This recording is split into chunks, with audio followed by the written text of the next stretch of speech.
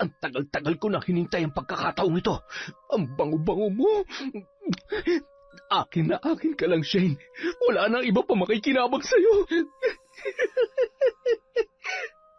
Tama na! Bakit ho? Masama bang maging katulad ninyo? Gusto kong pagbayarin ang hayop na Dave na yon. Wala siyang karapatang maging malaya, Lola. Habang yung nanay ko nasa hukay, at ako, gabi-gabi, sa bawat oras na naaalala ko ang binalak niyang gawin sa akin. Gustong-gusto ko siyang patayin. Dapat siyang namatay, hindi si nanay. Apo, alam ko kung gaano kahirap ang pinagdaraanan mo ngayon. Huwag ka mag-alala. Ipinapangako ko na gagawin kong lahat para pagbayarin siya sa kanyang kasalanan. Sisiguruhin kong mahuhuli din siya ng mga pulis at doon na mapupulok sa kulungan. Hindi niya matatakasan ang kanyang kasalanan. Pangako, Apo, pagbabayarin natin siya. Higit pa sa hirap at sakit na dinanas ng nanay mo. Isinusumpa ko. Abat, ang dami naman nangangagat. Nilinisan ko na to Ay, marami pa yatang napakaraming surot at... anong klaseng insekto yan? Aray! Dave, akala mo ba matatakasan mo ang kasalanan mo? Sino ka? Magpakita ka sa akin! Huwag mo akong tinatakot! Magpakita ka! Taon 2018, Quezon. Bandang 8:00 ng gabi, nanginginig sa takot ang batang si Shane habang nakabaluktot ang mga tuhod at tinatakpan ang kanyang tenga. Rinig na rinig niya ang sigawan ng kanyang mga magulang sa labas ng kwarto at ang pagkabasag ng ilan sa kanilang mga kagamitan. Sige, basagin mo lahat ng gamit. Ikaw pa may ganang magwala. Pinagsisisihan ko na pinakasalang kita, Divina. Pinagsisisihan ko yun. Hindi mo na ako binigyan ni katiting na kahiyan. Nakakadiri ka. Ayoko na, Divina. Hindi kita mapapatawad sa ginawa mong panloloko sa akin. Hindi kita niloko, Hector. Hindi ko ginusto yon. Lasing lamang ako. Tama na. Huwag mo nang bilugin pa ang ulo ko. Maghiwalay na tayo. Maghiwalay? Ganun na lang kadali yan para sa'yo. Paano kami ng anak mo, ha? Baka naman ikaw tumaibang kinalolokohan sa Maynila, kaya ang lakas na loob mo makipaghiwalay sa akin. Pwede ba wag mo nga ako itulad sa'yo? Hindi ako kasing sama at kasing dumi katulad ng iniisip mo. Sa loob ng ilang taong pagsasama natin, wala akong hiniling sa'yo kundi alagaan mo na maayos ang anak natin at maging mabuting asawa ka lang. Pero anong ginagawa mo? Hinahanap mo sa kung sino-sino ang pagkukulang ko. Paano mo nagagawa makipag-inuman sa ibang lalaki habang ako nagpapakahirap sa Maynila? Ha? Saan noon pa? Saan noon pa kita iniwan? Ilang beses na kitang pinatawad pero ano? Mahal na mahal kita, alam mo yan. Pero paulit-ulit mo ako niloloko. Kaya tama na. Aalis na ako. Maghiwalay na tayo. Hector, anong ginagawa mo? Akin na yung bag mo. Hindi ka aalis. Hindi mo ako pwedeng iwan. Mahal kita. Makinig ka sa akin. Magbabago na ako. Hindi mo na ako madadala dyan sa paawa mo at sa pag-iyak-iyak mo. Tama na. Itigil na natin to habang may natitira pa akong awa sa'yo. Hindi ka aalis sa pamamahay na to. Hindi mo pwedeng talikuran ng responsibilidad mo sa aming mag-ina. Subukan mo lang, Hector. Sa oras na lumabas ka sa pintong yan, hindi mo na makikita ang anak mo. At sino nagsabing iiwan ko sa iyong anak ko, ha? Hindi ako makakapayag na isang pabaya at haliparot na ina makakasama niya paglaki. Tumahimik ka! Tumahimik? Bakit? Masakit ba marinig ang katotohanan? Masakit ba? Sige, umalis ka. Bumalik ka na sa saya ng nanay mo. Pero hindi mo makukuha sa akin ang anak ko. Ano pang hinihintay mo? Lumayas ka na! Layas! Babalikan ko ang anak ko. Babalikan ko siya. Anak, patawarin mo si tatay. Mahal na mahal kita. Babalikan ka ni tatay, anak, ha? Nang marinig ni Shane ang sinabi ng kanyang ama ay walang kasimbilis siyang tumayo at pilit na binuksan ang pinto ng kanilang kwarto. Nagtatakbo yun papunta sa labas para habulin ang kanyang tatay Hector. Tay! Tatay! Shane, bumalik ka dito! Pumasok ka na sa loob! Bilis! Tatay! Tatay ko! Iiwan mo rin ako? Iiwan mo rin si nanay? Hindi mo ba nakita na iniwan niya na tayo, anak?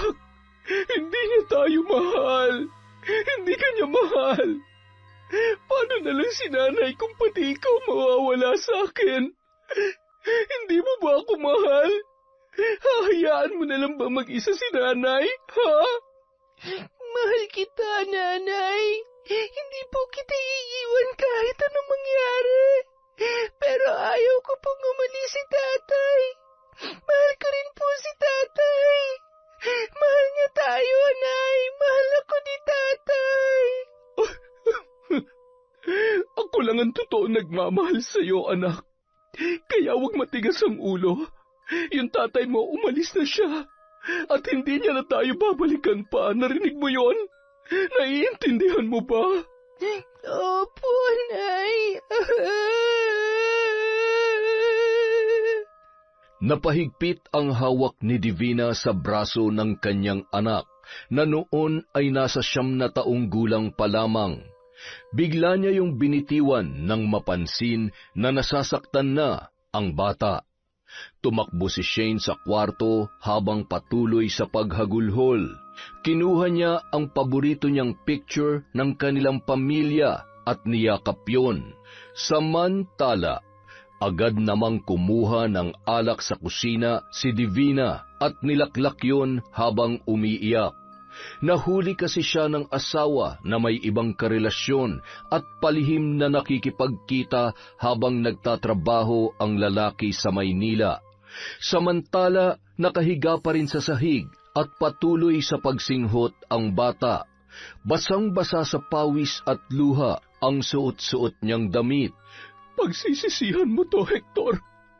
Hindi mo siya makukuha sa akin dahil siyang pagbabayarin ko sa pag-iwan mo sa akin. Tingnan lang natin kung sino magiging talunan sa ating dalawa. Total, masama naman ang tingin mo sa akin, di ba? Lulubos-lubusin ko na. Humanda ka. Buisit! Samantala, naglabas naman ng sama ng loob si Hector sa kanyang ina tungkol sa problema sa kanyang asawa. Yan na nga ang sinasabi ko sa iyo noon pa. Sa dinami-dami ng babae na umaaligid sa iyo, pumatol ka pa talaga sa sausawan ng bayan. Ngayon, anong napala mo? Anong naging resulta ng katigasan ng ulo mo, ha? Nay, nagmahal lang naman ako. Akala ko kapag minahal ko siya ng totoo, kapag binigay kong lahat sa kanya, kapag naging mabuting asawa ko sa kanya, hindi na siya maghahanap ng iba, na magbabago na siya. Ay, Hector, kahit ibigay mo pa ang araw at buwan sa asawa mo, kung hindi rin lang siya marunong makontento, ay wala rin mangyayari. Talagang wala ng gamot sa kakatihan ng higad na babaeng yon. Kahit palumibot ka sa buong Pilipinas, alam mong napilitan lamang ako na payagan kang pakasalan siya dahil naaawa ko sa iyo. Pero alam ko nung una pa lamang na darating at darating ang araw na ito. Teka, paano na si Shane ngayon? Ay naku, kawawa naman ang apo ko. Nay, kailangan ko makuha ang anak ko. Hindi pwedeng huwag ka mag-alala. 9 na taon na ang anak mo at maaari na siyang mamili kung saan niya gusto. Huwag nga lamang sana siyang masulsulan ng mabait niyang ina. Ay, huwag niya lamang pababayaan ang apo ko at talagang malilintikan siya sa akin. Ipagtitirik ko siya agad ng kandila at nang matikman niya ang aking kalupitan. Tutal, siya rin naman itong walang hiyang nagkakalat sa pagiging mambabarang ko. Sasampulan ko talaga siya. Ay, Kung di ko lang iniisip ang apo ko ay matagal ko nang binarang ang Divina na yon. Bukod sa hindi niya ako nirerespeto bilang nanay mo, nagawa niya pang manlalaki. Aray ko, ang batok ko. Nakalimutan ko yatang uminom ng gamot sa alta presyon. Ay, makaupo nga muna at parang umiikot ang paningin ko.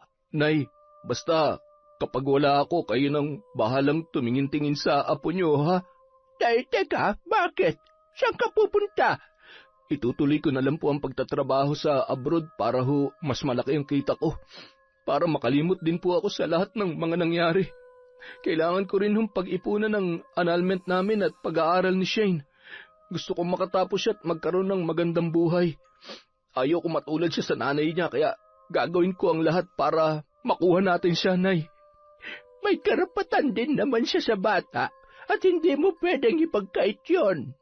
Maghiwalay man kayo, huwag sanang maapektuhan at maipit ang bata sa sitwasyon ninyo. Manatili kayong magulang sa kanya. Kahit hindi na para sa inyo, para sa bata na lamang. Basta huwag niya lamang pababayaan ang apo ko. Sa tingin ko ay kailangan niyo mag-usap tungkol sa bagay na yan kapag kalmado na ang lahat. Ay, kung nakinig ka lamang sa akin noon ay hindi ka nagkakaganyan ngayon. Kung meron lamang akong may pagpapasalamat, yon ay nagkaroon ako ng magandang apo. Habang nag-uusap ang mag-ina, ay siya namang pagdating ni Boboy. Nasa may tarangkahan pa lang yon ay tinatawag na ang kanyang ina. Nay! Nay, may babalita ako sa iyo! Si Kuya daw umuwi at... Oh, Kuya, nandito ka nga. Totoo ba yung kwento ng kapitbahay niyo? Yung kumare mo, Nay? Si Susan? Aba, hindi pumapalya ang kwento nun ah. Kita mo naman ang ebidensya. Bukas siguradong alam na ng buong baryo na hiwalay na sila ni Divina. Ay, ano ba kasi nangyari? Nakita mo ba? Naabutan mo ba yung lalaki? Binugbog mo ba, Kuya? Sino yun? Gusto mo balikan pa natin eh. Ano? Para makita niyang hinahanap niya. Ikaw kaya ang gulpihin ko. Puro kalokohan niya nasa utak mo eh. Dadamay mo pa yung kuya mo. At tupagan mong buhay mo at tumigil ka rin sa pambababae mo. At kapag nakakuha ka ng babaeng katulad ni Divina, ewan ko sa'yo. Hey, pagkamalas mo naman sa babae. Kaya ikaw ha, siguruhin mo na kapag nag-asawa kay matinong babae. Kung hindi ay pareho ko kayong ilulublob sa kumukulong tubig. Sa kabilang banda, nagising si Shane dahil sa hapdi ng kanyang tiyan. Naalala niya na hindi nga pala siya nakakain ng hapunan. Dahan-dahan niyang binuksan ang pinto at hinagilap ng tingin ang kanyang nanay Divina sa sala. Nakita niya yung nakahiga sa sofa, hawak ang isang bote ng alak na nakapatong sa may tiyan nito. Tulog yun, ngunit bahagya pa rin nagsasalita dahil sa sobrang kalasingan. Gigisingin niya sana ang kanyang nanay para humingi ng pagkain, kaya lamang mas minabuti niyang tumungo muna sa kusina para tingnan kung mayroong niluto ang kanyang ina. May kakarampot na kanin na nasa rice cooker na tira pa nila noong nakaraang araw. Isinalin niya yon sa kanyang pinggan. Wala naman siyang makitang ulam kaya kumuha siya ng ketchup at yun na lamang ang ibinudbud sa kanyang kakainin. Matapos kumain, hinugasan niya ang kanyang plato. Tumungo siya sa sofa sabay umupo sa may ulunan ng kanyang nanay Divina. Inayos niya ang gulugulong buhok noon at dahan-dahan niyang kinuha ang bote ng alak. Inayos niya rin ang nakalaylay na kalahating paa at dali-daling kumuha ng kumot sa kwarto at kinumutan yun. Yumapos pa yun sa kanyang nanay at hinagkan bago pumasok sa kanyang kwarto. Huwag kayong mag-alala, Nay. Babalik po si Tatay. Magpe-pray po ako kay Papa God para pagbalik niya, hindi na siya galit sa'yo. I love you, Nanay. Kinabukasan. Nanay, gising na po. May pasok po ako, Nanay. Ano ba? Ang sakit ng ulo ko. Ang kulit mo. Anong araw na ba ngayon? Biyernes na pala. Huwag ka na mo nang pumasok at malilate ka na rin naman. Biyernes na naman na eh. I-message ko na lamang yung teacher mo. Pero nanay, hindi po pwede. Baka po mapagalitan ako ni teacher. Ang sabi po niya kasi... Ano ba? Ang kulit mo naman eh. Ang sabi ko sa'yo, masakit ang ulo ko. Kunin mo na yung walis tambo, magwalis ka para matuwa naman ako sa'yo. Ay... Sige po, nanay. Huwag niyo pong kalimutan na i-message at tawagan si teacher, ha? Oo na. Huwag ka na makulit at... Ay, siya nga pala, Shane. Huwag ka munang pupunta dun sa lola mo, ha? Bakit po, nanay? Basta, mahirap na. Baka mamaya ilayo ka nila sa akin. Kapag kinuha ka sa akin ng tatay mo, hindi mo na ako makikita kahit kailan. Dadalhin ka niyan dun sa Maynila o kung saan malayong lugar at hindi ka na niya ibabalik sa akin. Pero pwede naman po silang pumunta dito ni Lola para dalawin ako, di ba? Hindi ko alam. Tsaka na natin pag-usapan yan. Basta kapag nakita mo ang lola mo kahit sa school, umiwas ka na lang. Hindi ka uuwi o sasama kahit kanino sa kanila, ha? Kahit dun sa Tito Boboy mo. Maliwanag ba? Opo, nanay. Sige na, magwalis ka na at babangon na rin ako maya-maya. Magluluto ako ng almusal natin.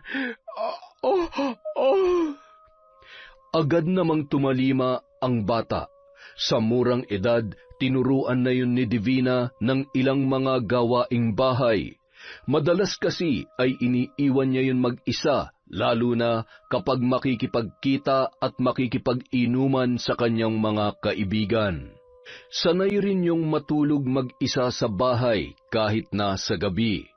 Nang mapansin ni Shane na muling nakatulog ang kanyang ina, ay siya na mismo ang nagsalang ng kanin sa rice cooker.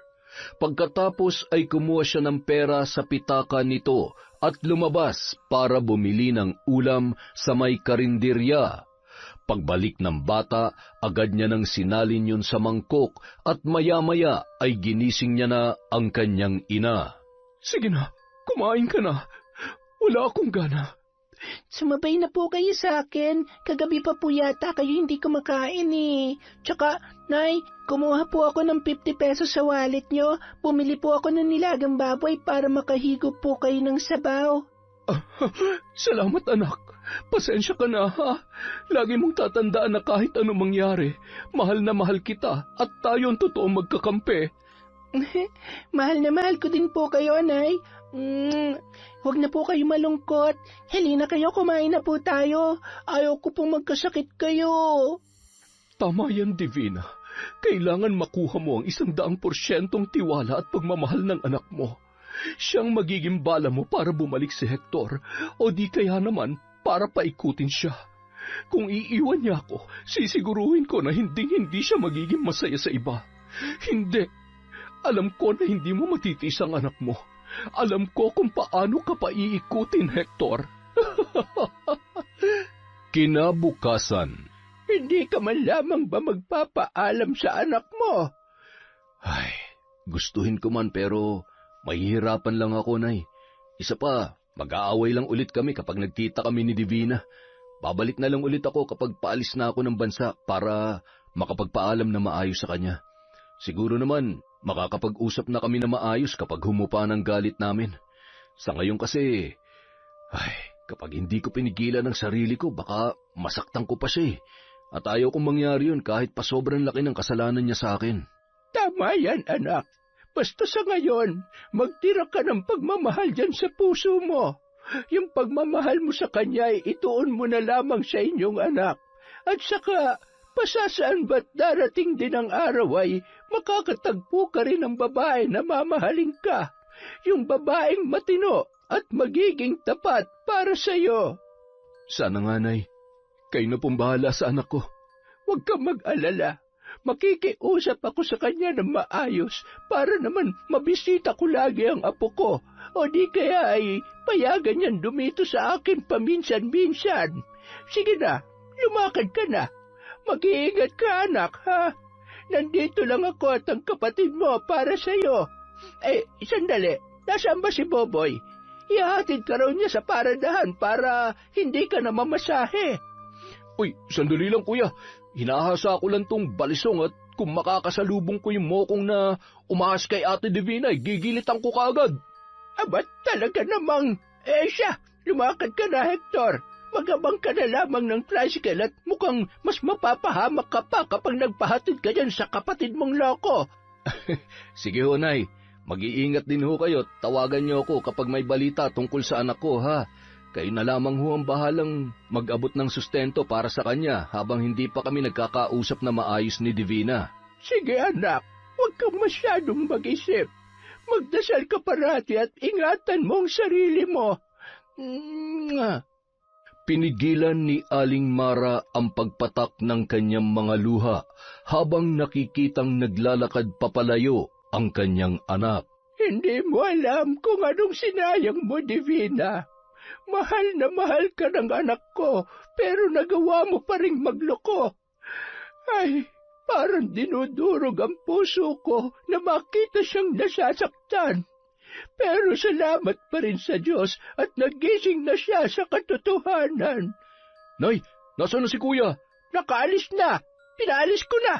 Akin na yung balisong mo. Bilis, ibibigay mo o hindi. Kapag ako napuno sa iyo, Boboy, sinasabi ko sa iyo, pipilayan talaga kita na mapirmi ka dito sa bahay. Hindi kaya tatitigil hanggat hindi ka napupuruhan eh. Kung gaano kabait ang kuya mo, ganun ka naman ka... At talagang tarantado ako lalo na kapag pamilya kong napeperwisyo. Aba, wag lang talaga magpapakita sa akin ng lalaki ni Ate Divina at kakaliskisan ko siya ng buhay, Nay. Wag kang ang tanga, Baboy. Nay naman, Boboy. Ganun na rin yon. Walang ibang dapat sisihin dito kundi si Divina. Tama na maghiwalay sila. Kalmahan mo lamang dahil kapag dinungisa mo yung kamay mo at nakulong ka, hindi ka makakalaya dahil dyan sa kayabangan at pagtatapang-tapangan mo. Pumasok ka nga doon sa kwarto mo. Huwag kang gagala. Matulog ka doon at nang matuwa pa ako sa iyo. Subukan mo lamang tumambay sa sentro at ipagtatatapong ko ang mga gamit mo sa labas. Nanay naman, mabuburyong naman ako dito sa bahay. Ay! Huwag mo akong susubukan. Alam mo kung gaano kaiksi ang pasensya ko, Boboy. Magbantay ka rito at aalis ako. Kukumustahin ko lang yung mag-ina. Gusto ko lamang masiguro na maayos ang kalagayan ng apo ko. Kung sumama kaya ako, namimiss ko na rin si Shane eh. Hindi, baka kung ano pa masabi mo dyan. Kilala ko yung karakas ng bunganga mo. Baka lalong maging komplikado lamang ang sitwasyon. Ay, buhay. Lahat na lang bawal. Sige na nga. Basta sabihin nyo na lang po kay Shane na miss na siya ng napakabait at napakagwapo niyang tito. Ay, mabait at gwapo. Baka hindi maniwala sa akin yung pamangkin mo. Nanay talaga oh. Lagi na lang. I love you, anak. Magluto ka na lang ng pagkain natin pag medyo natagalan ako, ha? Ay sus, kaya naman pala ayaw nyo akong pagalain. Uutusan nyo lang pala ako magluto. Ay, ingat po kayo. Baka masabit na naman kayo sa bahay ni Aling Susan at mapa. Minsan lang naman akong gumala at makasagap ng chismis. Hayaan mo na. Basta, sundin mo na lang ang inuutos ko sa'yo. Magluto ka dyan at maglinis ng bahay. Ay, sige nanay. Umalis na kayo. Mukhang parami na ng parami inuutos nyo. Kahit abutin kayo ng gabi, ayos lang. Basta huwag kayo makikipagsabunutan kay Aling Susan, ha? Abat, anong akala mo sa akin? Palaway na katulad mo? Sige na, aalis na ako. Yung mga utos ko, ha? Napakamot ulo na lamang si Boboy, sabay sinimulan na ang paglilinis ng bahay. Samantala, sakay ng tricycle, nagmamadaling bumaba naman si Lola Mara sa tapat ng tarangkahan ng bahay ng kanyang anak na si Hector, kung saan nakatira ang mag-ina nitong sina Divina at Shane. Agad namang natanaw ni Divina si Aling Mara, kaya naman inayos niya ang sarili, pati na rin ang ilang mga nakakalat sa sala. Nagmano pa yun, sabay tinawag si Shane. Buti ho't napadalaw kayo, Nay. Alam ko hong alam nyo na nangyari sa amin ng anak ninyo. Gusto ko lang hong malaman nyo na walang katotohanan ng lahat ng sinasabi niya. Nagpapadala lamang siya sa selos. Hindi totoong hindi ako pumunta dito para pag-usapan natin yan. Problema nyo yung mag-asawa. Kayo ang higit na nakakaalam sa nangyayari sa inyong relasyon. Wala na akong magagawa pa para ayusin kayo. Lalo na't buo na ang desisyon ni Hector. Isa pa, Alam mo sa sarili mo kung ano ang totoo. Ay, ano po bang pinunta niyo dito? Para ipamukha sa akin ang mga kasalanan ko? Wala akong sinasabing ganyan.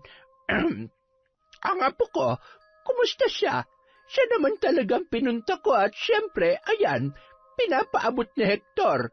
Gusto ko lang malaman mo na wala kang dapat ipag-alala dahil hindi naman pababayaan ni Hector ang obligasyon niya sa inyo, lalong-lalo na kay Shane. Abay, dapat lang. Dahil anong ipapakain ko sa anak niya kung hindi niya kami susustentuhan? Alam niya namang wala akong trabaho. Pwede ka naman magtrabaho kung gugustuhin mo. Iwanan mo sa akin si Shane. Pwede naman akong mag-alaga sa apo ko. Para ano po? Para ilayo niyo sa akin ang loob ng anak ko? Dito lamang siya sa akin. Ako ang kailangan niya at hindi kayo. Ni minsan hindi sumagi yan sa isip ko, Divina. Wala akong masamang intensyon katulad sa kung anong iniisip mo. Ayan ang pera na ipinapaabot ni Hector. Tumigil ka na sa pag-iisip ng kung ano-ano. Habang nag-uusap ang dalawa, agad namang tumakbo si Shane papunta sa sala at mahigpit na yumakap sa kanyang lola Mara. Ay, ang mahal ko nga po. Ang bago-bago mo naman. Kamusta ka na?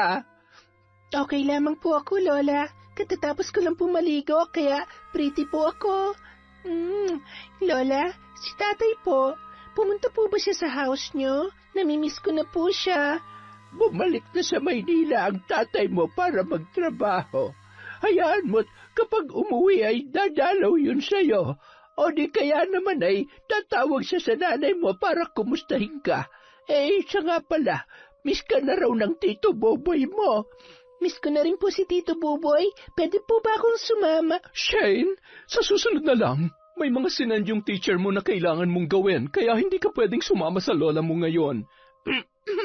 Nako, marami kayatang assignment. Siya, sa susunod na lamang po. O di kaya naman ay ako na lang lagi ang dadalaw dito sa'yo, ha? Okay po, Lola. Hindi po ako nakapasok kahapon kasi... Medyo masama po kasi ang pakiramdam niya kahapon, kaya hindi ko muna pinapasok. Sige na, Shane. Doon ka na muna sa kwarto mo at ihanda mo ang mga gamit mo at tutulungan kitang gawin yung pinagagawa ng teacher mo, ha?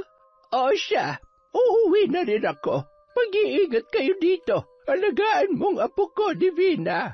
Hindi niyo na po kailangang ipaalala yan. Dahil maaari akong pumalya bilang asawa ng anak niyo, pero hindi sa pagiging ina ko kay Shane. Kahit anong mangyari, mamahalin at aalagaan ko siya. Kaya kahit magkahiwalay kami ni Hector, sa akin lang ang anak ko. Ako mag-aalaga sa kanya at makakasama niya hanggang sa magkaroon na rin siya ng sariling pamilya. Wala namang problema, basta aalagaan mong maayos ang apo ko. Wag kang gagawa ng kahit na anong ikapapahamak niya. Agad nang tumalikod si Aling Mira at dumaan sa tapat ng bahay ni Aling Susan kasama ang ilan pang mga kaibigan noon. Kanya-kanyang opinyon ang mga yon, ngunit nasisiguro niya na si Divina ang kanilang pinag-uusapan. Tama na yan. Masyado na naman kayo namumroblema sa buhay ng may buhay. Pero mukhang gusto ko rin naman yung pinag-uusapan ninyo. Siguruhin nyo lamang na totoo yan at ayaw ko ng fake news, ha? Walang fake news kay Aling Susan, Lola. Isa pa, kahit kami makakapagsabi kung gaano katindi ang asawa ng anak nyo. Akalain mong siya pa mismo nagdadala ng lalaki sa bahay habang wala si Kuya Hector? Isa pa, lagi nakikipag-inuman at iniiwan lang si Shane sa gabi. Minsan, pinapasamahan niya dun sa kapatid kong si Leia. Nagpatuloy ang usapan ng mga yun. Kaya naman, samut-saring hindi magagandang kwento ang nakarating sa kanya tungkol sa iba pang kalokohan ni Divina. Nang umuwi ang matanda, ay agad niya namang ikinwento sa kanyang anak na si Buboy ang kanyang mga natuklasan. Ang kapal talaga ng mukha ni Divina. Sakit niya na nga yata ang pagiging makate. Hindi na talaga nahiya. Alam mo kung hindi lamang ako nagkokontrol kanina ay talaga namang gustong-gusto ko na siyang sabunutan at sampalin. Naawa lang ako kay Shane. Baka kasi ilayo pa siya sa atin ang bruhang yon. Kaya naman pala ang tagal-tagal ninyo. Napasarap na naman ang pagsagap nyo ng tsismis. Huwag kayong mag-alala, hindi niya gagawin yan. Hindi niya naman kayang buhayin si Shane mag-isa. Wala naman siyang trabaho at sa tingin ko ay wala talagang balak magtrabaho. Buhay prinsesa nga po, di ba? Prinsesa ng mga higad. Hey, teka, nagluto ka ba? Gutom na ako.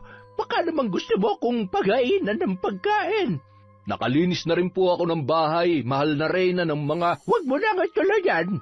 Huwag mo akong binibiro, lalo na kapag ganitong gutom na gutom ako. Talagang tatamaan ka sa akin. Ito na nga po, maghahain na, mahal na reyna. Reyna ng mga dragon. Aba talaga namang... Ay, pagod na ako kakasalita.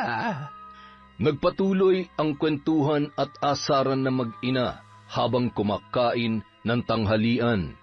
Pagkatapos, tinawagan ni Aling Mara si Hector para ipaalam ang kalagayan ng mag-ina, lalong-lalo na ng kanyang apong si Shane. Huwag ka mag-alala, anak. Ramdam ko na mahal ka ni Shane, kaya naniniwala ako na hindi ka niya makakalimutan kahit anong mangyari. Mahal na mahal ko rin po ang anak ko, Nay. Huwag kayong mag-alala. Gagawin kong lahat para maging malapit pa rin ako sa kanya. Lagi ko pa rin po siyang tatawagan. Si Divina naman, ako na lang po ang kakausap sa kanya tungkol kay Shane.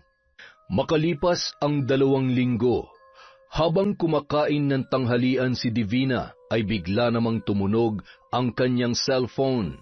Dali-dali niyang sinagot yon nang makita ang pangalan ni Hector, sabay na pangisi ang babae. Hello? Anong sumagi sa isip mo nakaalala ka? Sana naman hindi ka tumawag para... Hindi ako tumawag para makipag-away sa'yo. Gusto kong pag-usapan natin ang tungkol kay Shane. Lilinawin ko lang na gusto ko pa rin nakakausap yung bata. Alam kong hindi na natin maaayos pang relasyon natin, pero gusto kong maging mabuting magulang tayo para sa kanya. Ay, mabuti naman. Wala namang problema sa akin. Kung yan ang gusto mo, wala naman na talaga akong magagawa pa. Siya nga pala, nag-aasikaso na rin ako ng papeles para mga ibang bansa, kaya sinananay at buboy na muna ang titingin sa inyo dyan. Buwan-buwan naman ako magpapadala para sa mga gastusin sa bahay at sa pag-aaral ni Shane. Ikaw ang bahala. Buhay mo naman yan. Kahit saan ka magtrabaho, basta huwag mo lamang kakalimutan ang anak mo. Alam mo naman na wala akong trabaho para suluhin ang obligasyon natin para sa kanya. Ay, sasabihin ko na lang sa kanya na tumawag ka. Sige na, marami pa akong gagawin. Tatawag o magte-text na lamang ako kapag may kailangan ng anak mo. Matapos ibaba ang tawag, nakangiting binalikan ni Divina ang pagkain. Sabi ko na nga ba, si Shane ang magiging solusyon sa lahat ng problema ko. Ito na ang simula ng mas masasaya pang mga araw. Naging buwan-buwan ang pagpapadala ni Hector na sobra pa sa pangangailangan ng mag-ina. Samantala, mas lalo lamang nalulong sa pagsusugal at alak si Divina. Kung sino-sino rin ang lalaking kainuman niya sa mismong bahay nila. Si Shane naman palagi na lang nagkukulong sa kwarto kapag may bisita ang kanyang nanay. Nakababad lamang yon sa panonood ng paborito niyang palabas hanggang sa siya ay makatulog. Karamihan sa mga kaibigan ni Divina ay mga lalaki na mas komportable siya sa tuwing kasama ang mga yon. Kaya naman mas lalong nagiging laman ng tsismis ang babae sa kanilang lugar. Nang matapos ang inuman, nagsiuwian na ang kanyang mga bisita. Ngunit nagpaiwan si Dave, ang pinakamalapit niyang kaibigan sa lahat. Divina, ako na magliligpit ng mga to. Bah, nalasing ka yata ngayon ah. Ano, kaya pa? Oo naman, kayang-kaya ko pang sarili ko. Gusto mo magbukas pa tayo ng isa? Ano? Wag na, baka mamaya kung ano pang magawa natin. Gumaganda ka pa naman lalo sa paningin ko kapag nalalasing ako. Alam mo, labo ng asawa mo. Hindi niya alam kung anong pinapakawalan niya at pwedeng mawala sa kanya. Huwag na nga lang natin siyang pag-usapan. Nakakasira ng gabi eh. Mabuti pa, dito ka na lang muna matulog para may katabi ako. Alam mo naman, malungkot ako ngayon at sigurado kong tulog na mabait kong anak. Ayos ah. Alam na alam mo hindi kita kayang tanggihan eh. Isa pa, ngayong wala na siya, malaya na natin magagawa ang gusto natin.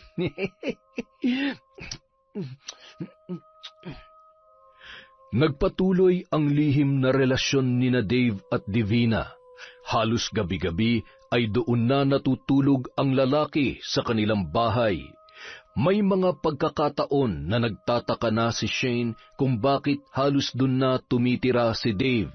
Kadalasan, ginagawa rin siyang utusan ng lalaki. Patuloy naman sa paghingi ng pera si Divina kay Hector para sa kanilang anak. Parang mas marami yatang project ngayon kumpara nung nakaraang taon na. Malamang dahil grade 5 na rin ang anak mo. Paano pa kaya kapag nasa high school na siya? O kaya naman pag college na? Hindi bale, hindi ka naman lugi sa pagpapaaral sa anak mo dahil magaling naman siya sa klase. Siya pa rin ang nangunguna sa kanilang classroom. Alam mo naman, tinututukan ko talagang pag-aaral niya. Mahirap na. Baka sabihin mo't ng nanay mo ay pinababayaan ko ang anak mo. O siya, sige na. Basta huwag mong kalimutan magpadala ngayong araw, ha? Kailangan na yung bukas ng anak mo. Bye! Ayos ah. Mukhang marami ka na namang pansugal mamaya at alam mo na, ilang araw na rin yata tayong hindi nakakatikim ng alak ah. Manahimik ka nga dyan. Marami pa akong bayarin. Ang dami mong inutang noon nakaraan at talaga namang sa pangalan ko pa nakalista. Ibang klase ka rin talaga, no? Babe naman, inutusan mo kaya ako.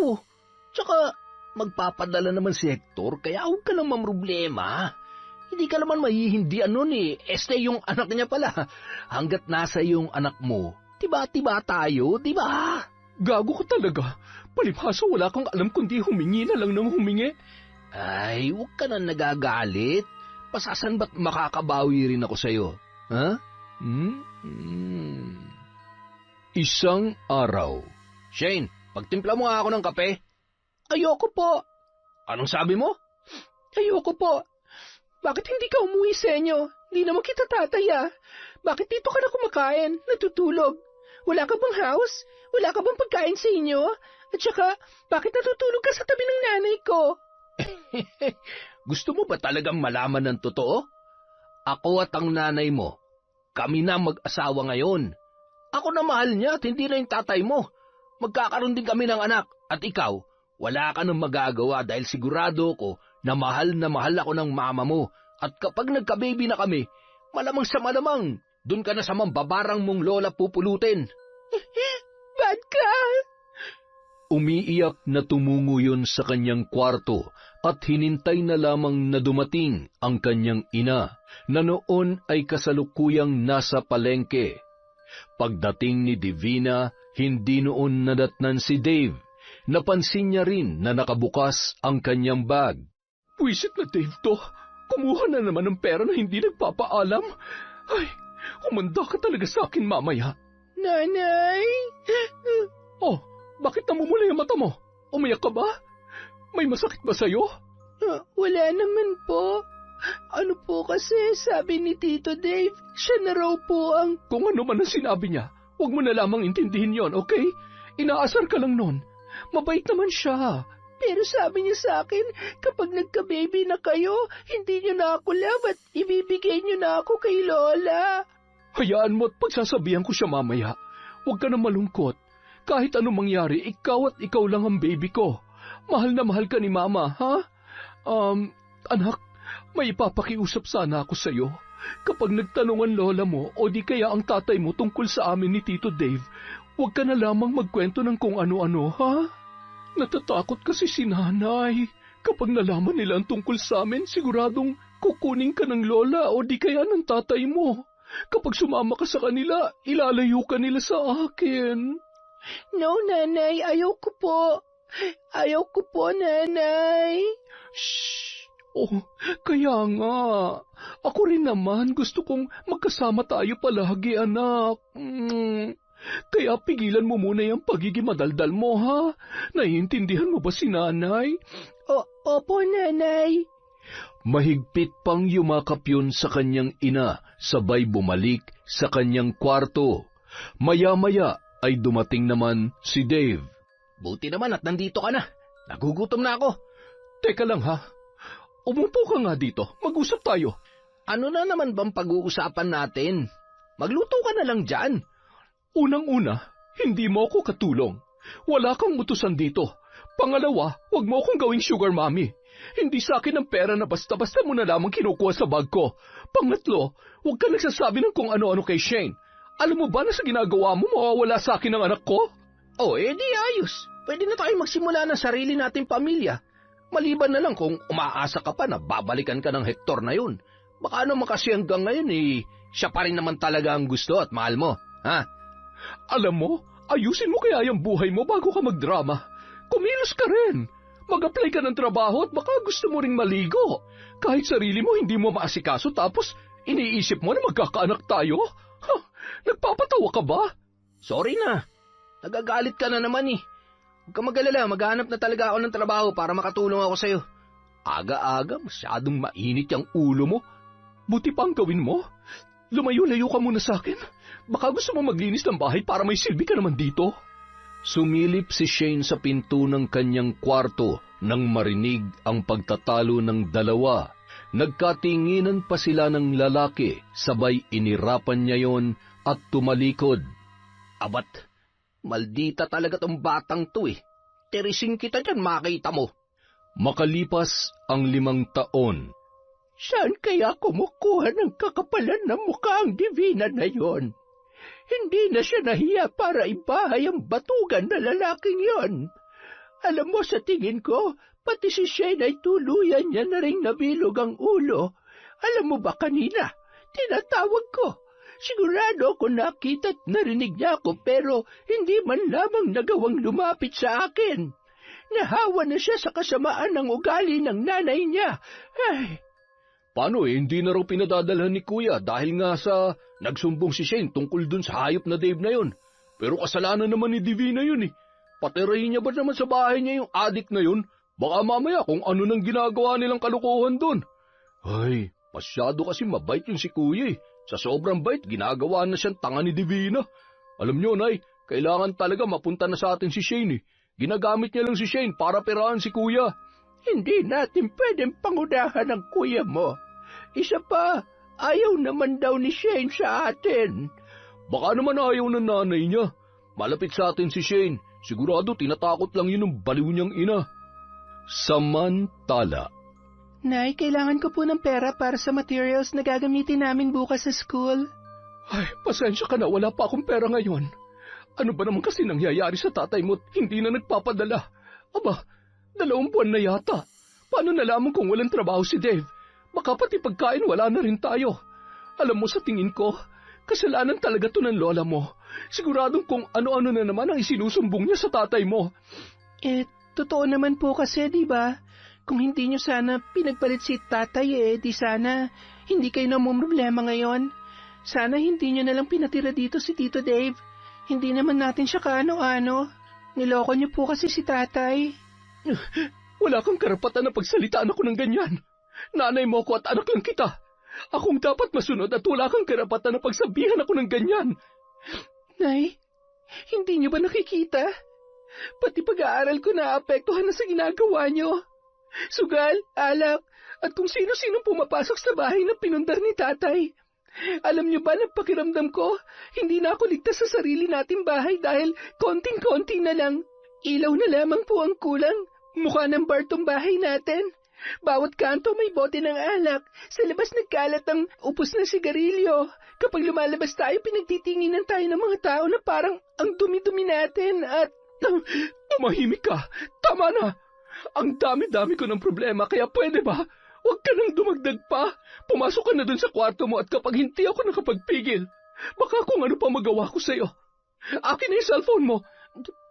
Pero Nay... Akin na yan. Hindi ka rin lalabas ng bahay. Hindi ka makikipag-usap kahit kanino para magtanda ka. Hindi kita pinalaki para bastusin at suwayin ako. Ano pang hinihintay mo? Ha? Papasok ka ba sa kwarto mo o kailangan pa kitang kalad ka rin? Maghapong nakakulong sa kwarto at hindi rin lumabas ang dalaga para kumain. Wala siyang ibang maramdaman nung mga oras na yon kundi sama ng loob. Tatay, umuwi ka na. Kailangan kita dito, tatay ko. Pagsapit ng gabi, hindi mapakali si Aling Mara, hawak ang larawan ni Divina at maya-maya niya yung tinitingnan. Napabuntong hininga ang babae, sabay pumasok sa isang silid. Kung kinakailangan kong gawin to para mailigtas sa mga kalokohan mo, ang apo ko, gagawin ko.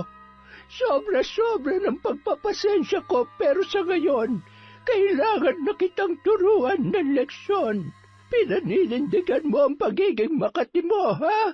Gawin na kaya kitang higad ng lubos-lubos na. Ay, buti na lamang at walang asungot kong anak ngayon. Dali-dali niyang binuksan ang isang kaban na naglalaman ng kanyang mga gamit sa pambabarang. Isang may katamtamang laki ng bungo ng isang tao na may mga nakasulat na letra at mga garapon na naglalaman ng iba't ibang insekto na nakababad sa langis. Huli niyang kinuha ang isang makapal na aklat na kulay itim, sabay hinagkanyon at bumulong ng maigsing kahindik-hindik na salita bilang pagtanggap at paggalang sa kapangyarihang itim na kanyang taglay. Matagal-tagal na rin kitang hindi nagagamit. Ay, kaya ayaw ko na nasasagad ang pasensya ko dahil sigurado ako na hindi ko mapipigilan ang sarili ko, lalo na kapag ang mga mahal ko sa buhay ay naaagrabyado. Sobra na ang kawalan mo ng respeto at kahihiyan sa apelyidong nakakabit pa rin sa pangalan mo.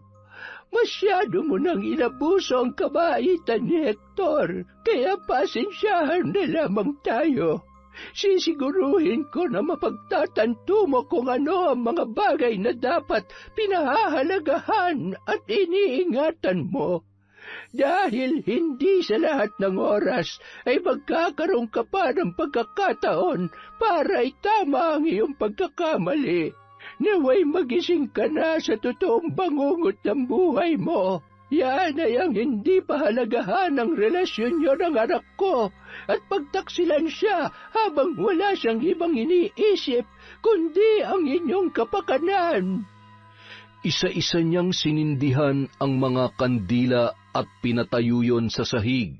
Pagkatapos ay binuksan ang aklat at sinimulang basahin ang mga nakasulat sa bawat pahina. Iiwan ka rin ng lalaking yan kapag wala na siyang mahihita sa iyo. Kapag hindi mo na kayang ibigay ang pangangailangan niya. Sa bawat kandilang sisindihan ko, ang liwanag nito ay kasing linaw ng katotohanang ipamumukha ko sa iyo. Tanggapin mo ang sumpa na tangan ng hanging dadampi sa iyong balat. Naglilipa ng kauri mo ang gagapang sa buo mong katawan hanggang sa mangati at magnaknak ang sugat na dulot nito. Higad, bangaw at uod, sandamakmak na lamok na sisipsip sa dugo mo at mapapahiyaw ka sa kirot.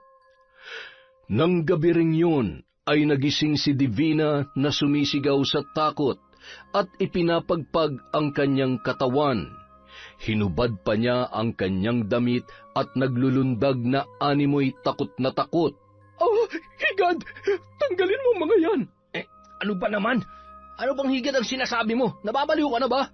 Sumisiksik pa yun sa gilid at nagpapalinga-linga. Kitang-kita niya ang napakaraming higad na gumagapang sa pader at kisame, gayon din sa kanilang kamang hinihigaan. Kumalma ka nga. Baka naman nananaginip ka lang. Ay, epekto na ba yan ng kawalan ng pera, ha? Sigurado ako sa mga nakita ko kanina. Tingnan mo, may mga pantal ako. Anong gagawin ko? Sigurado may nakain ka lang na bawal sa'yo. O baka naman dahil lang sa alak na ininom natin kanina. Huwag kang praning. Ay, sarap ng tulog ko Ay, pambira naman Itulog mo na lang yan. Pag-isip mo bukas, wala na yan. Buong magdamag na nagkakamot si Divina dahil sa sobrang kati. Kinabukasan, napabalikwasyon sa sobrang hapdi ng kanyang balat sa muka at braso. Nagulat siya nang makita ang nagnanaknak niyang mga sugat sa kanyang katawan, pati na rin sa kanyang paa hanggang talampakan. Lumabas si Divina na natataranta at tumakbo sa kwarto ni Shane na noon ay tulog na tulog pa rin. Shane, gumising ka. Tingnan mo ang katawan ko. Nay, ano nangyari sa inyo? Bakit kayo nagkakaganyan? Hindi ko alam. Basta kagabi nangati ako tapos pagising ko ito na. Anong gagawin ko? Ang Tito Dave mo, nasaan siya? Hindi po ba may pasok siya ngayon? Ako na lang po ang sasama sa inyo sa ospital para mapatingnan niya mga sugat niyo. Ano ka ba naman? Wala nga tayong pera eh. Yung tatay mo mukhang nagpalit na ng number at nakablock din ako sa messenger. Nakalimutan niya na talaga tayo. Buisit na yun. Ay, pareho lang sila ng nanay niyang... Teka, hindi kaya... Tama, sigurado may kinalaman siya sa nangyayari sa akin. Humanda siya. Hindi ko mapapalampas to. Dito ka lang, huwag kang aalis. Nay, saan kayo pupunta? Nay, sandali! Nasaan kaya yung cellphone ko? Tama, kailangan ko makausap si tatay. Kailangan kong tulong niya. Ayoko na dito. Hindi ko na maintindihan si nanay. Ayokong tumigil sa pag-aaral. Pumunta ang dalaga sa kwarto ng kanyang ina. Inayos niya pa ang pinaghigaan noon at tinanggal ang sapin at kumot na may mga dugo mula sa kanyang mga sugat. Pagkatapos ay hinanap niya ang kanyang cellphone sa damitan ng kanyang nanay Divina. Dali-dali niyang binuksan ang Facebook at doon ay nakita niya ang larawan ng isang masayang pamilya. Hindi niya namalayan na tumutulo na pala ang kanyang luha sabay na paupo na lamang sa sahig. Kaya naman pala hindi niyo na rin ako naaalala dahil may bago na kayong pamilya. Pareho lang pala kayo ni nanay. Pareho lang kayong walang pakialam sa nararamdaman ko. Bakit kailangan niyo akong pahirapan ng ganito? Bakit niyo pa ako binuhay? Sana hindi niyo na lang ako naging anak kung ganito lang din naman pala ang mangyayari sa akin. Samantala, sakay ng tricycle, bumaba si Divina at pinagkakalampag ang tarangkahan nila Lola Mara. Tanda, lumabas ka dyan. Kung may galit ka sa akin, lumaban ka ng patas. Demonyo ka, mambabarang, harapin mo ko. Pinabayaan na nga kami ng anak mo, nagawa mo pa akong pasakitan ng ganito. Agad namang lumabas ang matanda sa kanilang bahay, dala ang walis tingting. Ay, napakaingay mo naman, Divina. Ano bang... Ay, Sus Maria Josep, ano nangyari sa'yo? Huwag kang papasok dito sa pamamahay ko at baka makahawa ka pa. Alam mo, yan ang kating hindi magagamot ng kahit anong mabisang gamot at lalong hindi mawawala sa simpleng gamot lang. Hayop ka, magmamaang-maangan ka pa. Sigurado ako na may kinalaman ka dito.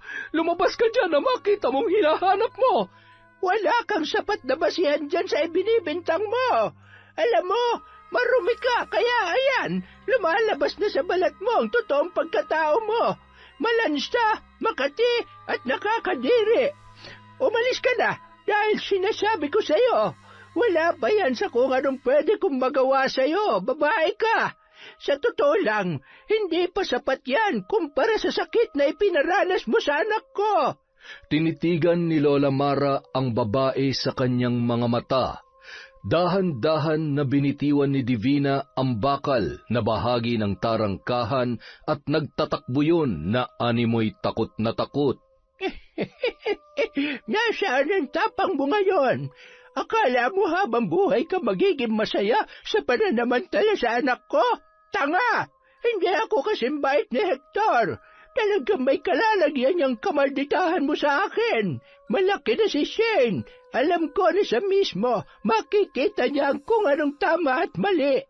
Matalino ang anak ko at hindi habang buhay na magiging sunod-sunuran sa'yo. Ay, nakakagigil ang bruhang to Tuluyan na kaya kita.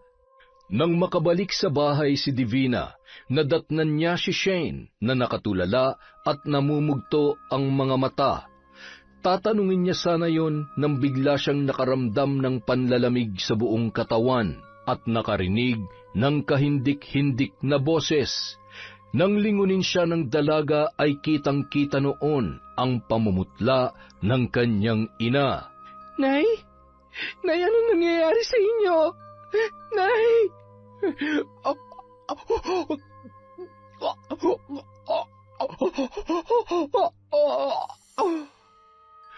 Makalipas ang 1 linggo, mas lalo pang lumala ang lagay ni Divina. Hindi na rin siya makapagsalita dahil sa sakit ng mga singaw niya sa bibig at sugat sa labi. Kahit masama ang loob ng dalaga, ay nagbaka sakali yon na humingi ng tulong sa kanyang tatay Hector. Alam ko pong maraming kasalanan sa inyo si nanay. Alam ko rin po na may bago na kayong pamilya. Si nanay na lang po ang meron ako. Tay, tulungan niyo po siya. Nakikiusap po ako. Anak, hindi naman kita nakalimutan. Alam mo namang gagawin kong lahat para sa iyo. Oo, nagkaroon na rin ako ng bagong kinakasama at anak, pero hindi ibig sabihin na nakalimutan ka na ni tatay. Gusto ko lamang turuan ng leksyon ng nanay mo. Tay, sorry. Maraming beses akong nagsinungaling sa inyo. Sinunod ko lahat ng gusto niya. Akala ko kasi yun ang tama Yun ang makabubuti para sa amin. Mahal na mahal ko po si nanay. Ayaw kong mawala siya sa akin, tay. Huwag ka nang umiyak. Magpapadala ko para mapatingnan niyo ulit siya sa doktor. Pasensya na anak ha. Mag-iingat ka dyan. Hayaan mo pag uwi ko, babawi ako sa iyo. Basta lagi mong tatandaan na mahal ka ni tatay. Nung mga sandaling yon, parang nabunutan ng tinik sa dibdib si Shane. Napabuntong hininga siya, sabay irap nang mapansin na nakikinig sa pag-uusap nila si Dave, na noon ay nakaupo sa sala. Ano, magpapadala na bang magaling mong ama? Bayaran niyo ako sa nagastos ko at kailangan ko ng pera At kailan pa kami nagkautang sa'yo? Hindi mo nga magawang patingnan si nanay sa doktor. Baka nakakalimutan mo kung ilang taon kayong tumira ng libre dito sa bahay ng tatay ko. Uulitin ko lang, bahay to ng tatay ko. Ba't bastos ka talagang bata ka? Sige, subukan niyo lang nasaktan ako. Hindi ako magdadalawang isip na palayasin kayo dito. Ang lakas talaga ng loob mo Pasensya na pero hindi mo ako basta-basta mapapaalis dito. Alam mo Shane, kung hindi mo lamang pinapairal yung kamalditahan mo, magkakasundo naman tayo Ay, maganda ka, napakaamo na mukha mo, pero saksakan ka ng huwag mo akong hawakan. Ngayong hindi ko na napapakinabangan ng nanay mo, sa tingin ko tiba-tiba ako kung... Shane... Tumalikod na lamang ang dalaga, sabay pinuntahan sa silid ang kanyang ina para asikasuhin. Nang matanggap ang pera ay agad niyang dinala sa ospital si Divina, ngunit lalo lamang lumala ang kalagayan noon. Shane, albularyong kailangan ko. Ilabas mo na ako dito. Sinunod naman ni Shane ang kahilingan ng kanyang ina. Isang albularyo ang tumingin dito at nagpatunay na binabarang nga ang babae. Mahirap talagang kalabanin ang mga taong may itim na kapangyarihan. Pero nararamdaman ko na may malalim na dahilan kung bakit umabot sa ganito ang iyong kalagayan. Maliban sa bisa ng orasyon at gamot na ito, mas makabubuti kung magpapakumbaba ka at itatama mo mga pagkakamali mo. Baka sakaling lumambot ang puso ng may gawa ng sumpang ito at gumaling ka pa. Maraming salamat ho, Tatang. Tanggapin niyo po sana ang pera na natitira sa akin. Nagpabalik-balik na ho kasi kami sa ospital kaya lang wala naman hong nangyari. Mas dumami pa po ang sugat niya at kahapon lamang po ay napapahiyaw na siya sa dami ho ng langaw at lamok na pinagpipiestahan ng mga sugat niya. Maaway ng Diyos, iha. Ipagdasal mo na lamang ang iyong ina. Itabi mo na yung perang yan.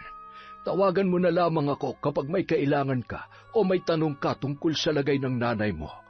Sana'y mapagbigyan ng mambabarang ang pakiusap ko.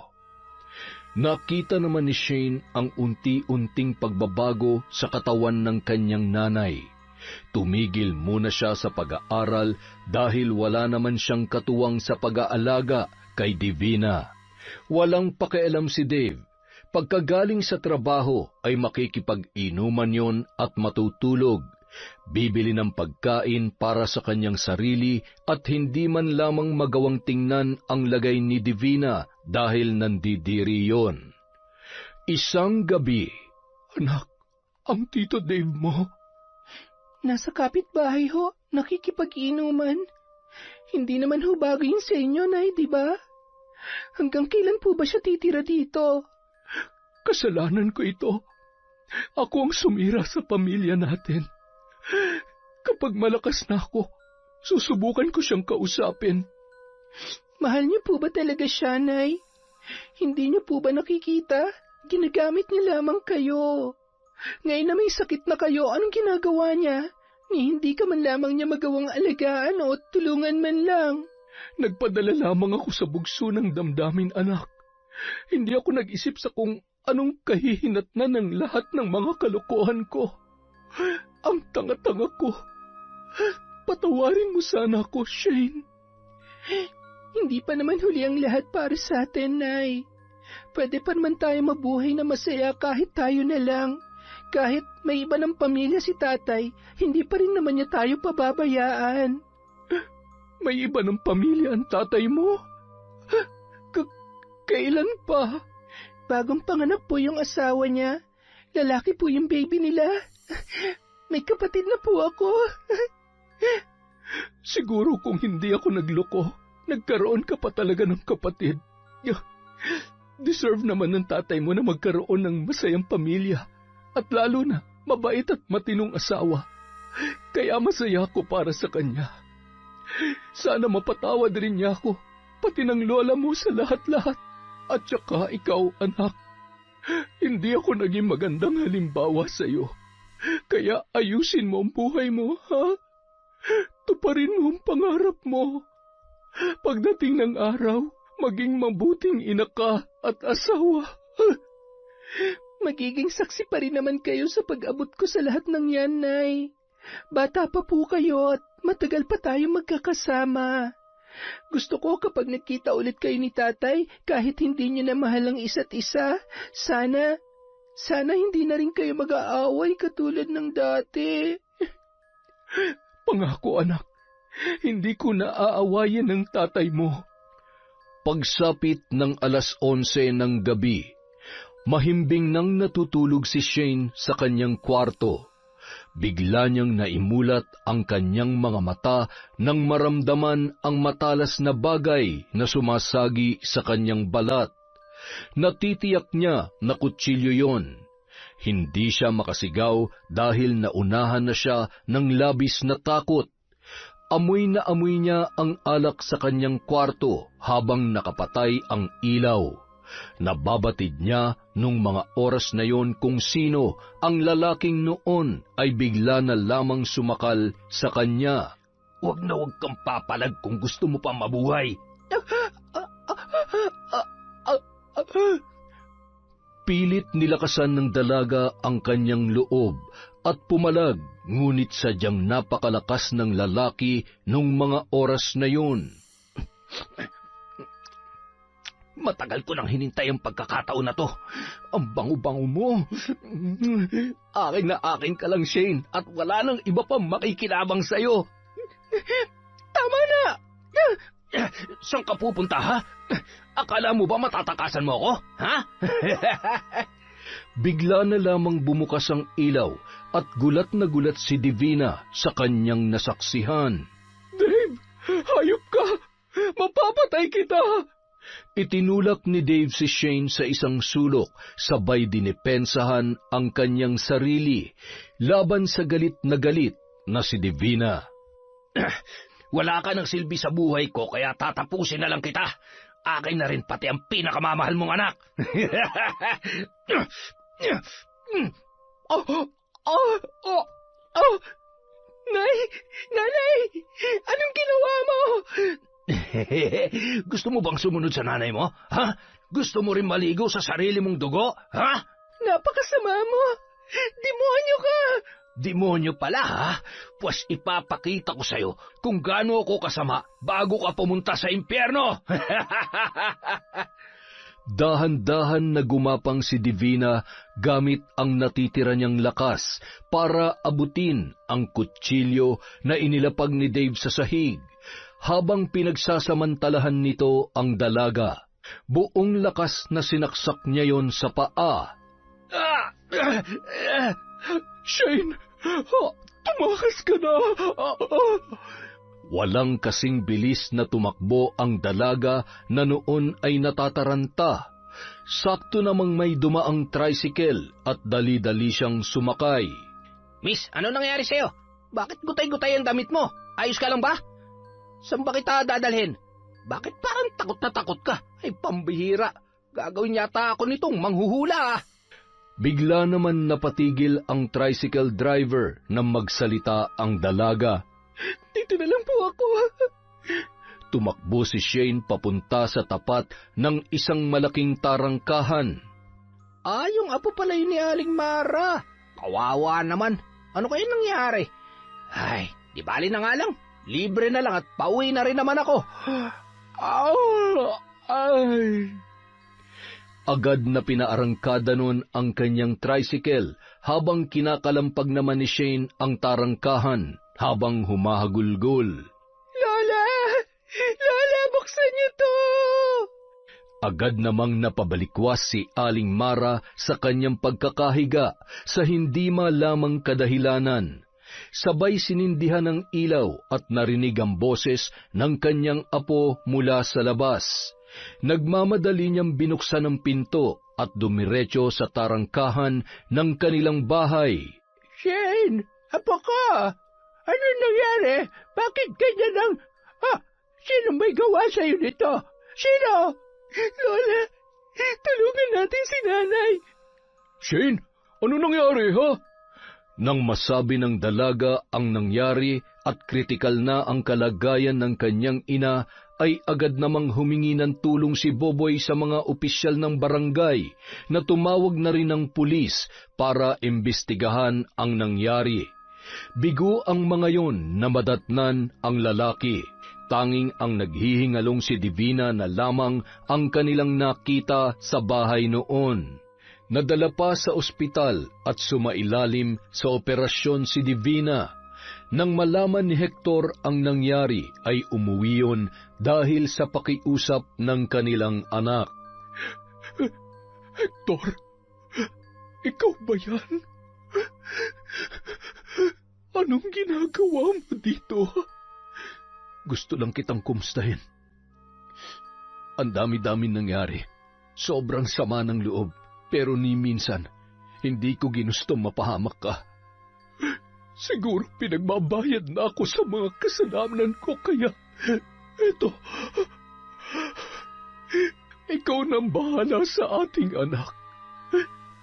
Patawarin mo sana ako, Hector. Huwag kang magsalita ng ganyan. Kailangan ka ng anak mo. Hindi mo pa siya pwedeng iwan. Matapang ang anak natin. Sa totoo lang, marami na siyang sakripisyo nang dahil sa akin. Ayaw ko nang mahirapan pa siya. Ayaw ko nang maging pabigat pa sa kanya. Salamat sa lahat.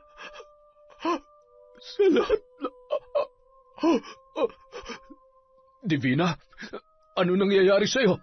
Doktor, tulong! Divina! Nung araw ding yun, tuluyan ng binawian ng buhay si Divina. Doble-dobleng sakit at galit ang idinulot noon kay Shane. Hanggang sa isang araw, nakita na lamang ni Lola Mara ang kanyang apo sa kanyang silid na animoy may hinahanap. Apo, bitawan mo yan. Hindi mo dapat pakialaman ang mga bagay na yan. Bakit ho? Masama ba maging katulad niyo? Gusto kong pagbayarin ng hayop na Dave na yon. Wala siyang karapatang maging malaya, Lola. Habang yung nanay ko nasa hukay at ako gabi-gabi, sa bawat oras na naaalala ko ang binalak niyang gawin sa akin. Gustong-gusto ko siyang patayin. Dapat siya namatay, hindi si nanay. Apo, alam ko kung gaano kahirap ang pinagdaraanan mo ngayon. Huwag ka mag-alala.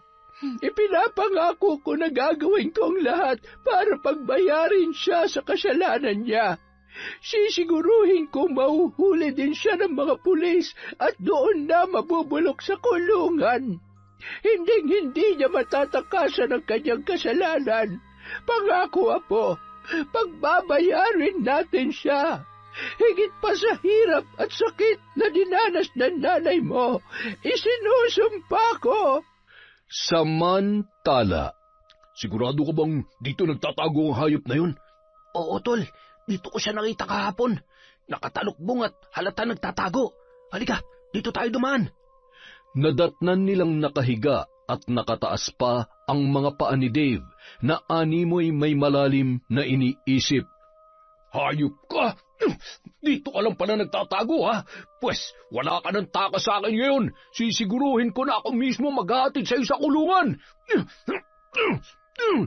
Pinagtulungan ng dalawa ang lalaki, ngunit sa lakas noon ay nagawa pa rin silang takasan. Alay ko, ang sakit. Dumudugo tong ilong ko, Boboy. Napakahina mo naman, pare. Hindi ka man lang pala marunong sumuntok. Ay! Sabi mo kasi, turo ko lang eh. Wala naman sa usapan natin na makikipagsuntukan tayo eh. Lagot ako nito sa misis ko. Ay, tara na nga. Sakit ng pangako. Buisit na Dave yun. Sa susunod na magkita kami, sisiguruhin ko na hindi na siya makakatakas sa akin. Si Dave naman nakakita ng bagong mapagtataguan. Isang lumang bahay sa karatig lalawigan na inabandona na ng may-ari. Ayos. Ligtas at may instant bahay na ako. Siguro naman, mapapakinabangan ko mga gamit dito. Makapagbenta nga. Siguradong wala naman nakakakilala sa akin dito eh. Ay, makapaglinis nga muna at mukhang mas makapal pa sa pagmumukha akong alikabok dito. Sakit ng pasa ako, hayop na buboy yun . Akala niya kaya niya ako. Hindi niya ako mahuhuli ng buhay. New house, new life. Pagsapit ng gabi, sinimulan na ni Aling Mara ang pagriritual. Pasimple namang nakasilip ang dalaga sa bawat ginagawa ng kanyang lola. Nung mga oras na yon, nararamdaman niya na malapit niya nang mabigyan ng hustisya ang nangyari sa kanya at sa pagkamatay ng kanyang ina. Samantala, Abat, ang dami naman nangangagat dito. Nilinisan ko na to . Marami pa atang napakaraming surot . Anong klaseng... Teka, may iba pang insekto? Aray! Dave, akala mo ba matatakasan mo ang mga kasalanan mo? Sino ka? Magpakita ka sa akin! Huwag mo akong tinatakot! Magpakita ka! Ako ang tatapos sa kasamaan mo. Wala kang puso. Kaya akong hihila sa iyo papunta sa impyerno. lalo pang lumakas ang halakhak at ang kahindik-hindik na boses, kaya nagtatakbo si Dave at nagpagulong-gulong sa hagdan. Nawalan yon ng malay dahil sa malakas na pagkakabagok ng kanyang ulo na nagdulot ng pagdurugo. Nang magkamalay ang lalaki ay ramdam niya ang mga insektong gumagapang sa iba't ibang parte ng kanyang katawan. Isang tunog ang kanyang narinig. Nasisiguro niyang mga dagayon hanggang sa maramdaman niya ang talas ng mga ngipin noon. Nanginangat-ngat ang kanyang pantalon sa may bandang maselang parte ng kanyang katawan. Napabalikwas ang lalaki at nagtatakbo sa labas na animoy nababaliw. Walang direksyon ang kanyang pupuntahan hanggang sa may nakakita at namukaan siya ng mga naghahanap na kapulisan. Masayang-masaya naman ang maglola pati na rin si Boboy nang malaman na nahuli na ang lalaki at sa wakas ay mapagbabayad na sa mga kasalanang kanyang nagawa. Buong tapang na hinarap ni Shane ang lalaki na noon ay nasa loob ng rehas kasama ang kanyang tito Boboy. Ano? Masaya na kayo na nakakulong ako dito? Wala pa yan. Hindi lang yan ang dapat mong sapitin. Sabihin na lang natin na maliban sa habang buhay ka na makukulong sa seldang yan, ay unti-unti ka na rin kinakawayan ni kamatayan. Anong pinaplano mo? Ikaw bang dahilan kung bakit nagkakaganito ako? Huwag na huwag lang talaga ako makakatakas dito dahil kung hindi, papatayin kita. Kayong lahat! Oy, talaga namang tinakot mo pang pamangking ko, ha? Tumahimik ka na dyan. Baka ngayon din ay magkita kayo ni kamatayan, makita mo. Isa ka pa! Saksakan ka ng yabang, wala ka namang binatbat sa suntukan. O ba't gusto mo yatang... Halika na, tito. Sayang lang ang oras natin dito. Pagbigyan na natin siya magyabang dahil bilang na rin naman ang oras niya dito sa lupa. Kawawang nilalang. Palabasin niyo ako dito! Papatayin ko kayo! Hoy, ano ba? Kabago-bago mo dito, gumagawa ka na agad ng skandalo, ah. Gusto mo ba makatikim ng sakit ng katawan?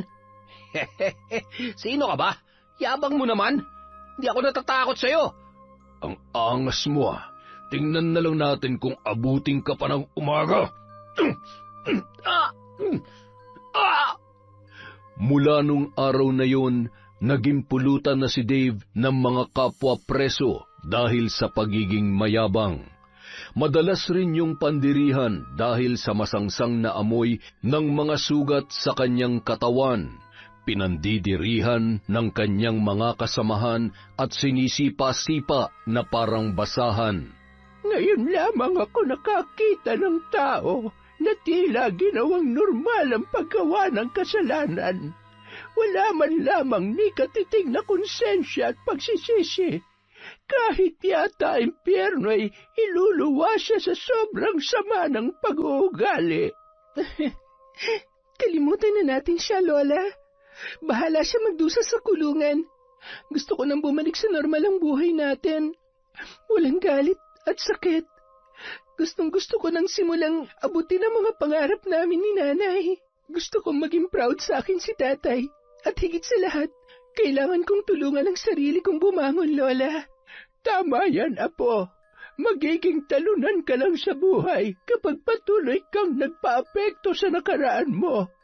Lagi mong tatandaan na si Lola, si Tito Boboy at ang tatay mo ay nandito para alagaan at suportahan ka. Mahal na mahal ka namin, Apo. Salamat po, Lola. Salamat din dahil bago namatay si Nanay sa kabila ng mga kasalanan niya, napatawad niyo po siya.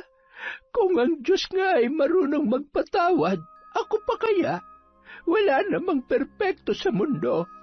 Madalas naliligaw tayo, nagkakamali, pero ang mahalaga ay natututo tayo sa bawat pagkakamali at marunong din tayong tumanggap ng kamalian at humingi ng tawad katulad ng nanay mo.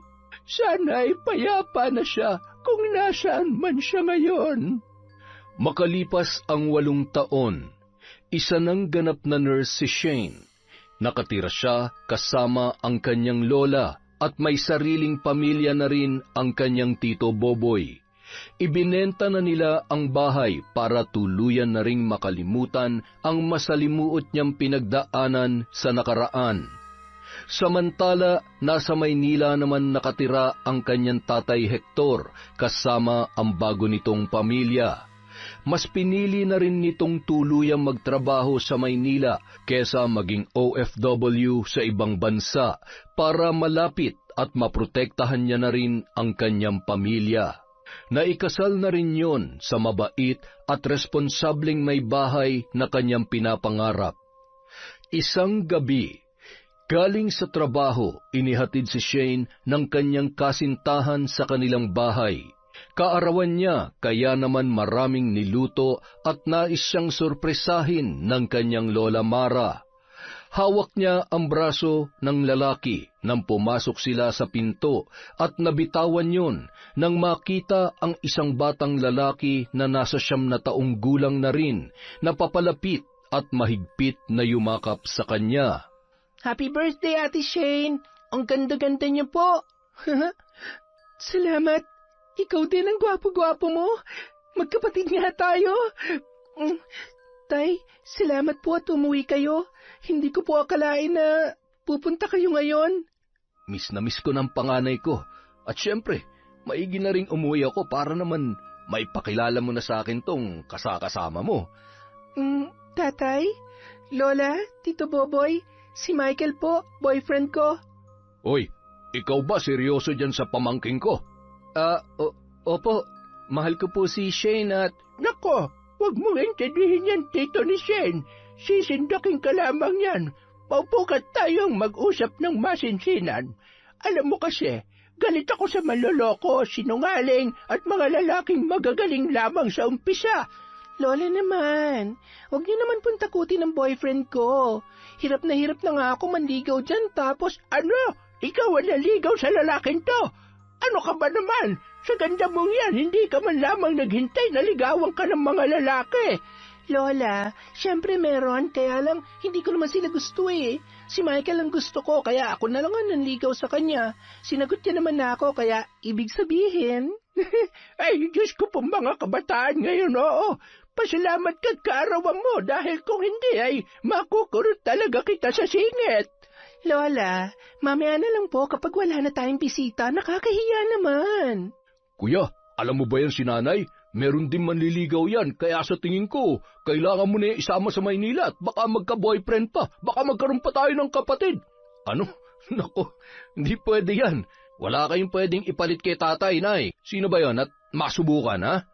Hindi kayo pwedeng makialam sa love life ko at talaga namang babarangin ko kayo. Buti pa kumain na kayo at baka mauwi pa sa away ang maligayang kaarawan ng maganda ko nga po.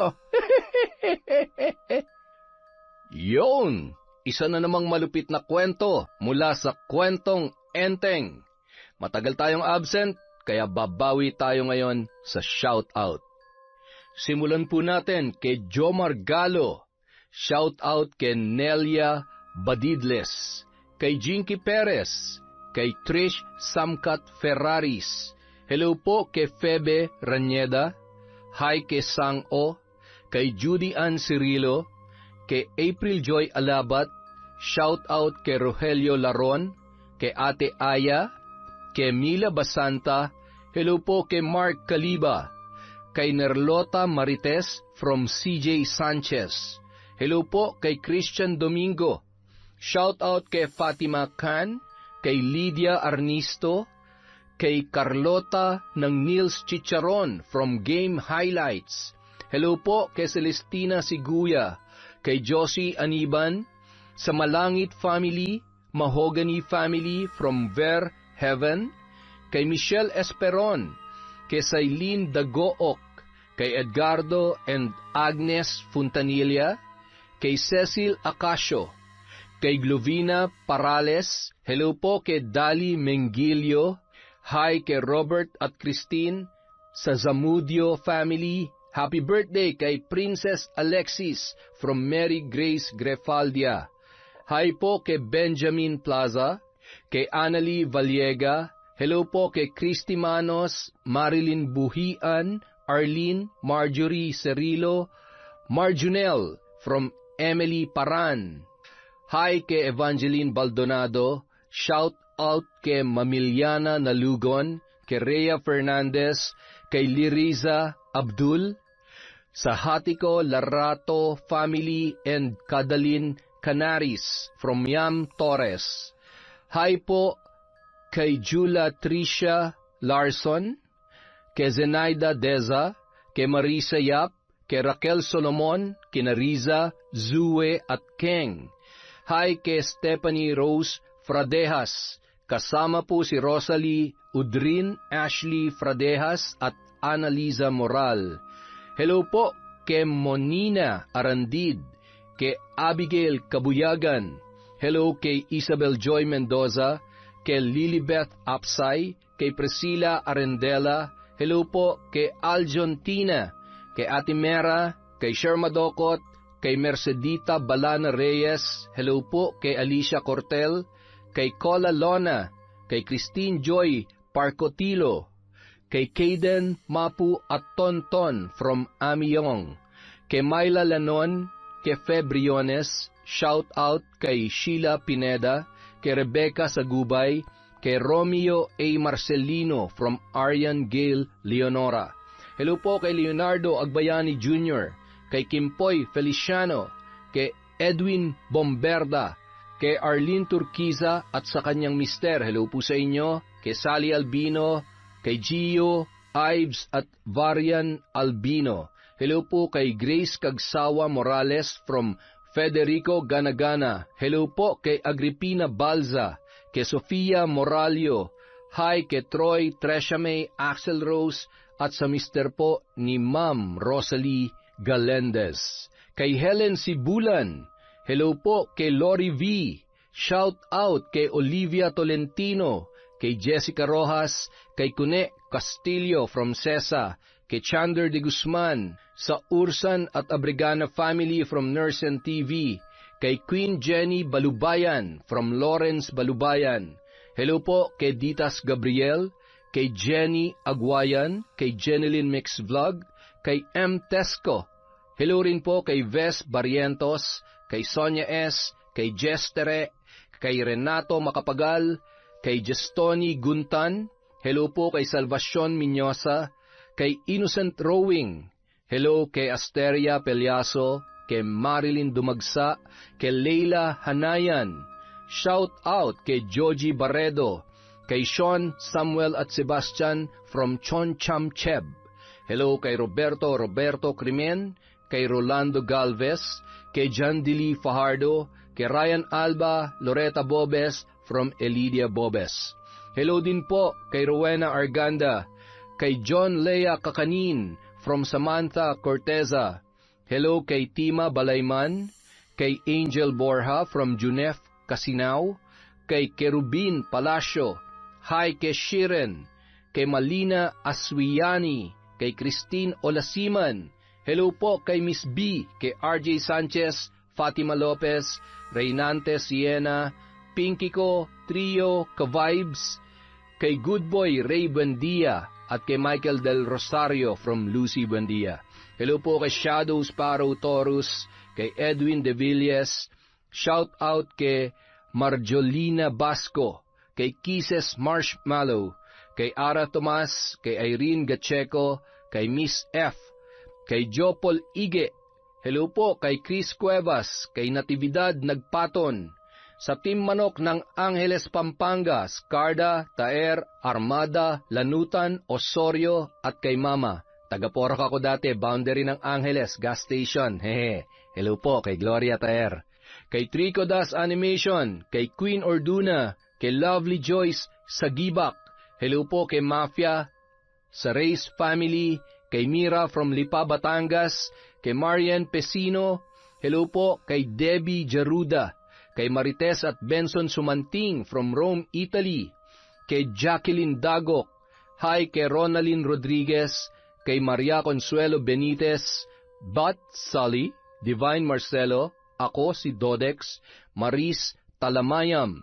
Hello po kay Roland Jose at Glenda Jose from Basta, Mage ako. Hi po kay Marfel Reyes, kay Maricris de la Cruz. Hi po kay Ja Aquino, kay Beautify from Qatar, kay Dores Estander, kay Ami Yong, kay Mary Ann Pesino, kay Kuyakoy.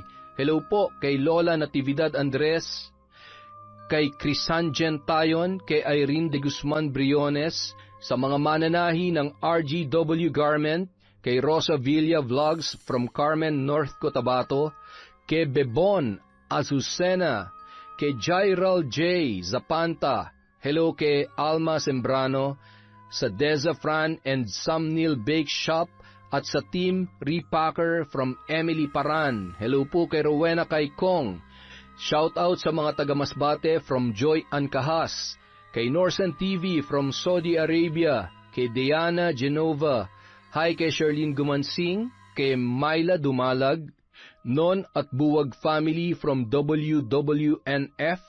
Hi kay Lucita Reyes, kay Beato Perlas from Santa Cruz, Marinduque. Hello po kay Maria Procora B. Cortado. Hi kay Willie Galvez, kay Genevieve Virtuso, kay Noel Donato, Mardy Suzuki, Amelie Manalang, kay TVJ Rosie Hedorio, Jamie Alario from Singapore, kay Kurt Mina. Hello po kay Cherry Mukbang ASMR, kay Juliet Sabeliano, Saragas at Sumandal family from Noylin, kay Mick Salcedo from Glendale. Hi kay Jeneline Jacobe, kay Teresa Nunez from Joe Nanaman, kay Marilyn Ramos, kay Isay Diaz, sa Cabral family from Estela da Silva, kay Jonah Baque at Jomar Lonzaga. Hello po kay Dimple. Maraming salamat po sa walang sawang pagsuporta sa Kwentong Enteng. Mag-iingat po tayong lahat, alagaan po natin ang ating health, and huwag po tayo masyado mag-iisip ng negative. Again, maraming salamat po mula sa Kwentong Enteng.